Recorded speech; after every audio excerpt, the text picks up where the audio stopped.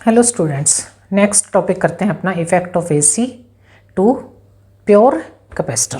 अगर हमने pure capacitor मतलब एक कैपेसिटर कनेक्टेड किया है सर्किट में तो क्या असर होता है, क्या करंट और वोल्टेज का आपस में क्या रिलेशन बनता है। देखिए यहाँ पे जैसे कि फेजर डायग्राम आप देख ही रहे हैं कि जो करंट है ना वो अब यहाँ पे राइट एंगल यानी कि 90 डिग्री वोल्टेज से आगे चलता है, लीड करता है।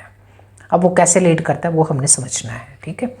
यहाँ पे ये मेरी वोल्टेज की वेव फॉर्म है, करंट की। इसको हम पहले थोड़ा सा अपना ये बात हम कर लेते हैं अपनी प्रूफ, उसके बाद थोड़ा सा हम इसको करेंगे आगे डिस्कस कि ये इस डायग्राम को हमने बाद में डिस्कस करना है। सबसे पहले हम करते हैं अपने कैपेसिटर का। जैसे कि हमें पता है कि ये सर्किट इसमें प्योर एक कैपेसिटर कनेक्टेड है। जैसे वोल्टेज हमारी सोर्स वोल्टेज कनेक्टेड है तो क्या होता है, हमें पता है कि चार्ज होता है कैपेसिटर के अंदर स्टोर्ड एट एनी इंस्टेंट। किसी भी इंस्टेंट पे अगर कैपेसिटर को आप स्टडी करेंगे at any instant charge on the capacitor, we know that at charge on capacitor at any instant would be equals to किसके इक्विवेलेंट होता है, small q is equals to CV। अब current flowing through the circuit, जैसे circuit से current flow करता है, जो ये करंट फ्लो करेगा सर्किट से, यहाँ से वोल्टेज से करंट जैसे फ्लो करेगा कैपेसिटर के क्रॉस, ऑलरेडी उसके पास चार्ज स्टोर्ड है, तो इस करंट की जो वैल्यू होगी वो क्या होगा हमारे पास, वो होएगी rate of change of charge per unit time, यानी कि dQ/dt। अगर मैं इसको और अच्छे से लिखना चाहूँ, क्यू की जगह मैं क्या लिखूँगी, dCV/dt ऐसे लिख सकती हूँ। अब हमारा जो करंट है ना, वो हमारा मेन मुद्दा क्या होता है, हमें करंट फाइंड आउट करना। अब जो करंट है वो मेरे पास क्या है, D/CV, यानी कि V की वैल्यू मैं इसलिए, यानी कि करंट हमारा किसके इक्विवेलेंट होगा, C को मैं बाहर ले आऊँगी, D/dt। वोल्टेज की जगह क्या लिखेंगे हम, हमारे पास है source voltage Vm sin ωt। इस एंगल के साथ हमारे पास है वोल्टेज साइन वेव, ठीक है। अब Vm को भी आगे ले आते हैं, CVm, तो किसको हम डेरिवेटिव क्या बचता है हमारे पास, अंदर सिर्फ बचेगा sin ωt करंट। तो इसको हम सोल्व कर लेते हैं अपने सर्किट को। sin ωt क्या आएगा हमारा, इसको जब हम इसको डिफ्रेंशिएट करेंगे तो ये आएगी साइन, किस में डिफरेंस क्या हो जाएगी वैल्यू, cos थीटा, यानी कि cos ωt इंटू में ओमेगा। और वी कैन से दैट ये ओमेगा भी हमारा क्या आ जाएगा, इस ओमेगा को भी हम आगे ले आएंगे, यानी कि ओमेगा CVm cos ωt, ये आगे हमारी एक इक्वेशन। अब इस इक्वेशन को, इस वाली टर्म को ओमेगा C को मैंने किस में, रेजिस्टेंस, अब करंट मेरा क्या, अगर रेजिस्टेंस में कन्वर्ट करना है हमारा, जब इसकी वैल्यू 1 होगी तो हमें मैक्सिमम करंट मिलेगा। यानी कि मैक्सिमम करंट कब मिलेगा, जब ये वैल्यू कॉस की होगी इक्वल्स टू 1, यानी कि मैं इसको क्या लिख सकती हूँ, करंट को Vm, और ये जो टर्म है ना ओमेगा C, इसको मैं ऐसे लिख सकती हूँ 1/ωc, ये ऊपर जाएगा ना, फिर भी ये हमारी टर्म 1/ωc किसके इक्विवेलेंट होता है, ये होता है हमारे इक्विवेलेंट XC के, जो कि होता है कैपेसिटिव रिएक्टेंस। यानी कि जैसे रेजिस्टेंस है ना, इंडक्टर में भी रेजिस्टेंस था जो XL से रिप्रेजेंट किया था, इंडक्टिव रिएक्टेंस, ये होता है XC, होता है कैपेसिटिव रिएक्टेंस, यानी कि रेजिस्टेंस करंट को रोकने का काम करेगा कैपेसिटर में XC। तो ये कब मैक्सिमम होगा मेरा, जब हमारी ये वैल्यू होगी 1 की, यानी कि I मैक्सिमम कब होगा, Im क्या हो, किसके इक्विवेलेंट हो जाएगा, वोल्टेज डिवाइडेड बाय रेजिस्टेंस, यानी कि XC। और मेरे पास जो इक्वेशन आएगी करंट के लिए वो क्या आई है ना, और current will be equals to I is equals to maximum current Vm/XC, वो चला गया ना नीचे। अब मेरे पास क्या बचा है, जस्ट बची है हमारे पास डेरिवेटिव, यानी कि जो हमने ड्राइव किया था फार्मूला क्या रहेगा, sin Im क्या है हमारे पास, cos ωt। अब मेरे को कोस में तो चाहिए नहीं ना वेव फॉर्म, हमें साइन में कन्वर्ट करना है इस कोस को, तो जब इसको साइन में कन्वर्ट करेंगे तो सीधा है, अभी हम करके ही आए हैं, तो ये आ जाएगा हमारे पास Im sin ωt प्लस में π/2 90 डिग्री, यानी कि 90 प्लस थीटा क्या होता है, cos 90 plus sin 90 plus theta cos theta. Okay, अब देखिए बच्चों, अब यहाँ पे जो एंगल है ना, क्या बता रही थी मैं, जो करंट है ना और वोल्टेज को भी लिख लेते हैं दोबारा से, V M sine omega T. Voltage क्या थी, V M sine omega T, तो करंट क्या है, साइन ओमेगा टी प्लस में 90 डिग्री यानी कि π/2, यानी कि करंट जो है वोल्टेज को लीड करता है 90 डिग्री एंगल से।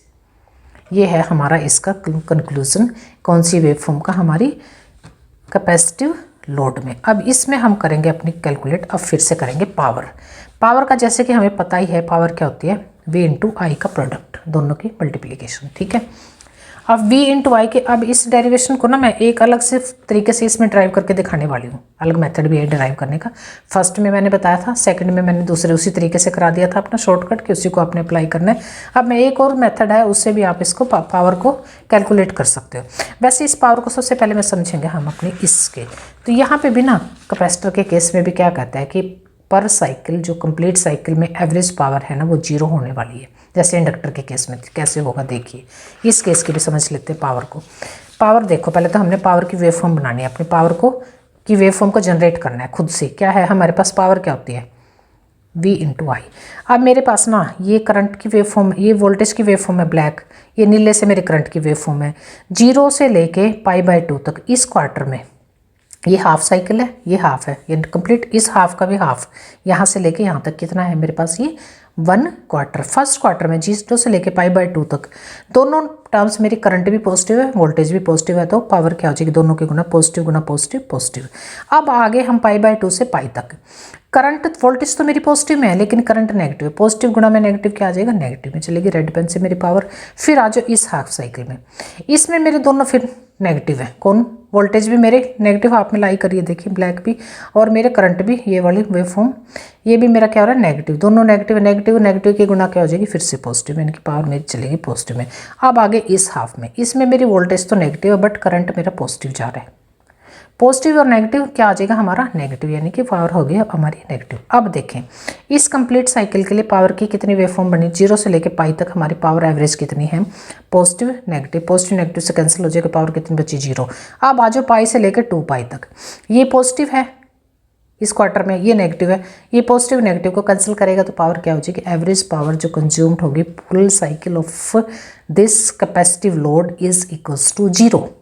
अब इस पावर को मैं अलग मेथड से थोड़ा सा अलग ड्राइव करेंगे हम इस चीज़ को, आनी वो 0 ही है, बस डेरिवेशन आपको एक और तरीके से आप डेरिवेशन को सीख लो। सीखना क्या है मतलब, आप थोड़ा सा इस पर देखते हैं अपनी पावर कैसे निकलती है। अब पावर के केस में हमारे पास फार्मूला क्या है, पावर क्या है अपने पास, पावर के लिए V तो हमारा वही रहेगा, Vm साइन ओमेगा टी। आई एक ही जगह क्या रखूँगी मैं, Im sign omega T plus में π/2, ये आ गया मेरे पास।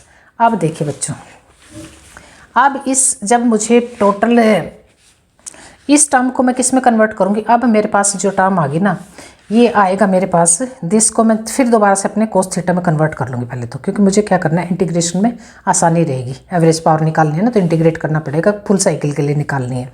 तो इसको मैं क्या लिख सकती हूँ, इसको मैं लिख सकती हूँ Vm Im को भी आगे ले आएंगे, साइन थीटा और साइन थीटा प्लस 2 को मैं लिख सकती हूँ साइन ओमेगा टी थीटा के इक्वलेंट ही है ना, इक्वल टू थीटा ही है ना, ओमेगा टी क्या थीटा ही है ना आपका, प्लस में कोस इंटू में कोस ओमेगा टी, ठीक है।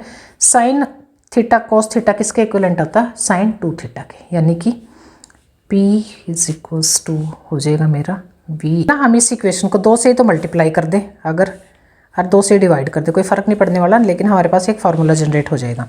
देखिए ये फार्मूला, इस 2 को मैं आगे ले आई, मान लो यहाँ पे 2 साइन ए इसको मल्टीप्लाई किया था ना, 2 साइन ए कोस बी, ये फार्मूला बन गया हमारा। 2 साइन ए कोस ए क्या होता है हमारा, साइन 2a। इसको मैं क्या लिख सकती हूँ, Vm Im/2, ये एज इट इज रहेगा।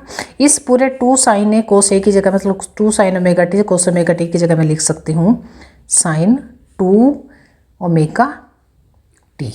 ये आगे मेरी एक इक्वेशन। अब मुझे निकालनी है एवरेज पावर कंप्लीट साइकिल के लिए। कंप्लीट साइकिल के लिए एवरेज पावर क्या होगी नाउ, जो हम निकाल चुके हैं, हम समझ चुके हैं ग्राफिकली कि वो 0 हो जाते हैं। हर कंप्लीट साइकिल में पावर क्या हो रही है आपकी, एक दूसरे से कैंसिल होकर वेवफॉर्म एवरेज जो पावर है वो आपकी हो जाती है 0। नाउ अब इसको हम मैथमेटिकली देख रहे हैं कि क्या 0 होती है। Now average power consumed in complete cycle. Complete cycle में कितनी कंज्यूम होगी। अब उसके लिए हम क्या करेंगे, अपनी पावर की जो इक्वेशन है ना उसको क्या करेंगे, इंटीग्रेट करेंगे। यानी कि हम क्या करेंगे, P इक्वल्स टू क्या हो जाएगा हमारा 2।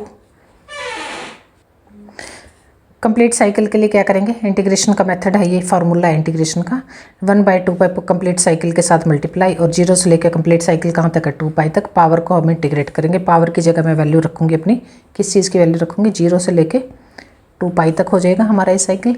और हमारे पास ये टर्म हमारी जो है कॉन्स्टेंट है उसको ऐसे लिखेंगे, डिवाइडेड बाई 2 इंटू 2 यानी कि 4 हो गया मेरी ये टर्म बाहर आ जाएगी। इस 2 से वो 2 मेरा ये वाला 2 जब मल्टीप्लाई होगा तो अंदर हमें इंटीग्रेट किसको करना है पड़ेगा, हमें करना है सिर्फ sin 2 थीटा डी थीटा, ये बचेगी। यानी कि थीटा में ले लिया ना हमने, यानी कि sin 2 omega T D T. इसको लिख लो आप, दोबारा से लिखेंगे, P ये हो जाएगी हमारी equals to VM IM divided by 4 integration 0 से लेकर 2 तक sin 2 omega T D T. ठीक है, ये मैंने थीटा के फॉर्म में दिखा दिया था। थीटा क्या है हमारा, ओमेगा टी है, कॉरस्पॉन्डिंग टू टाइम कर रहे हैं तो ये आएगा डी टी। अब इसकी sin 2 थीटा के इसकी इंटीग्रेशन क्या आती है, साइन क्या आएगी माइनस कोस, ये इंटीग्रेशन आ जाएगी हमारी VM IM divided by 4 sine की इंटीग्रेशन क्या आएगी, cos minus cos 2 omega T और डिवाइडेड 2।